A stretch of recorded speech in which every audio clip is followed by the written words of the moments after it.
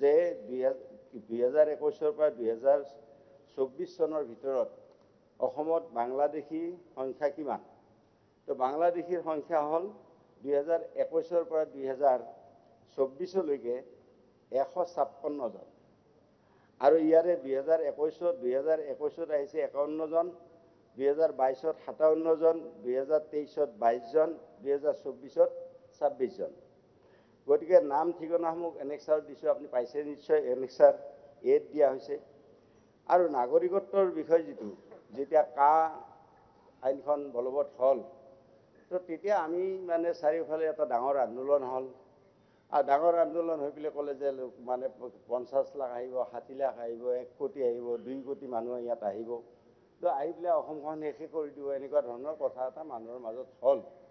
কিন্তু অধ্যক্ষ ডাঙৰীয়া, আপোনাক মই জনাওঁ, আপোনাৰ জৰিয়তে মাননীয় সদস্যকো জনাওঁ যে কা প্ৰৱৰ্তনৰ পিছত এতিয়ালৈকে বাস কৰা মাত্ৰ 39 জন মানুহে নাগৰিকত্বৰ এপ্লাই কৰিছে।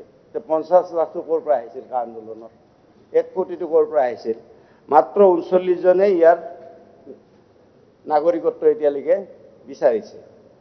আৰু এই 39 জনৰ ভিতৰত আবেদনকাৰীসকলৰ মাজত 2 জনক নাগৰিকত্ব ইতিমধ্যে প্ৰদান কৰা হৈছে।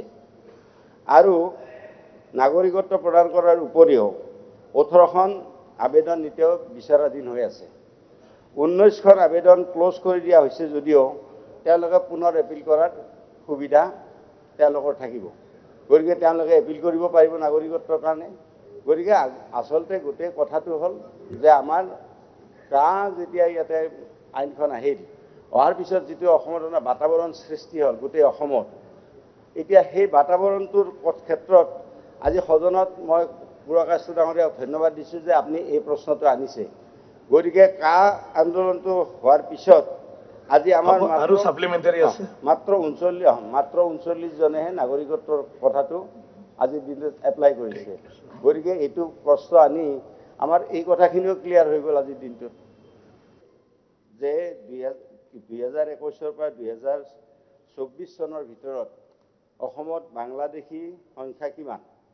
তো বাংলাদেশীৰ সংখ্যা হ'ল 2021 পৰা 2024 লৈকে 156 জন। আৰু ইয়াৰে 2021 আহিছে 51 জন, 2022 57 জন, 2023 22 জন, 2024 26 জন। গতিকে নাম ঠিকনাসমূহ এনেক্সাৰ দিছোঁ, আপুনি পাইছে নিশ্চয়। এনেক্সাৰ এড দিয়া হৈছে। আৰু নাগৰিকত্বৰ বিষয় যেতিয়া কা আইনখন বলবৎ হ'ল, তো তেতিয়া আমি মানে চাৰিওফালে এটা ডাঙৰ আন্দোলন হ'ল।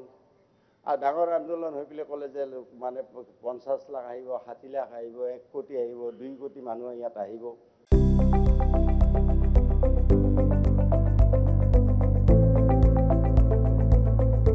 NB নিউজ, সহজ সৰল ভাষাত নৱভাৰতৰ কথা।